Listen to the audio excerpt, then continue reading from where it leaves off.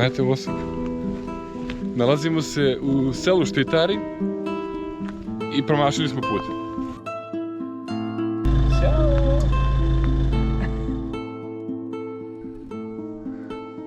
Našli smo stazu, ali vam nismo rekli gdje idemo. Ivo, gdje idemo?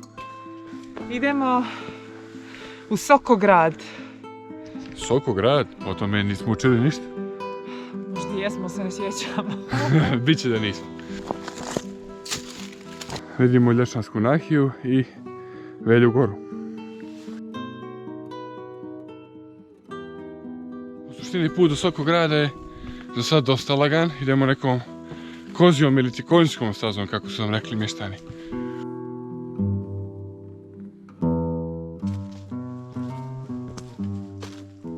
Već vidimo neke ostatke zidina, međa starih. Da, evo ih svuda ispred nas.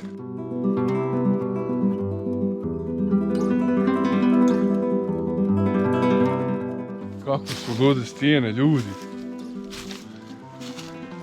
Evo ga neki prolaz dobri. Na par mjesta se markacija gubi, pa morate biti oprezni smo. Primjer, mi sad skrenuli nekim potpuno pogrešnim putem kojim idu divlji berači drva. Evo markacije ponovo. Poenta je da sve vrijeme idete stazom koja je zemljana. I vidite da imate ostatke Plastike. toga. Vidjeli smo boca sad.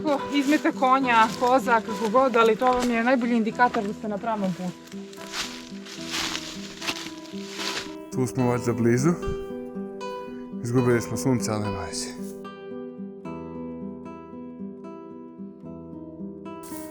Ovo je vjerojatno pećina u kojoj ima pijeće vode. Dolje. Snimit ćemo je posle kad se budemo vraćali, nema da uhvatimo dana. Aha. Tu smo. Evo nas na mjesto stare crkve. I tu je pogled.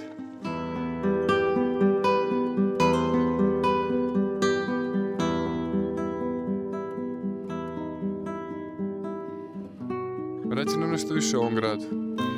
Poslije nekih 30 minuta penjanja, možda i više, došli smo do Sokograda i na Sokolskim smo kršima. Ovo utvrđenje koje datira iz srednjeg vijeka, prvi put se pominje 1444. godine, je dosta oronulo i ne možemo vidjeti puno toga. Dva su zida koja su negdje očuvana, odnosno koja se i dalje drže, koja se odolivaju zubu vremena, ali je činjenica da je grad relativno i rano počeo da propada.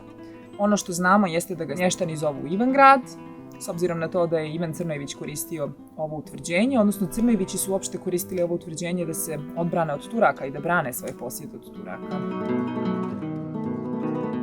Ono što je interesantno je da su se oko ovoga grada otimali i Crnojevići i Herceg Šćepan, kasnije i Turci, tako da imao je veoma burnu istoriju. A i Mlečani su bili zainteresovani. A pogledajte sad, uopšte ne biste rekli da ovdje ikad išta bilo sem ovih ostataka crkvice i vidimo još par podzida.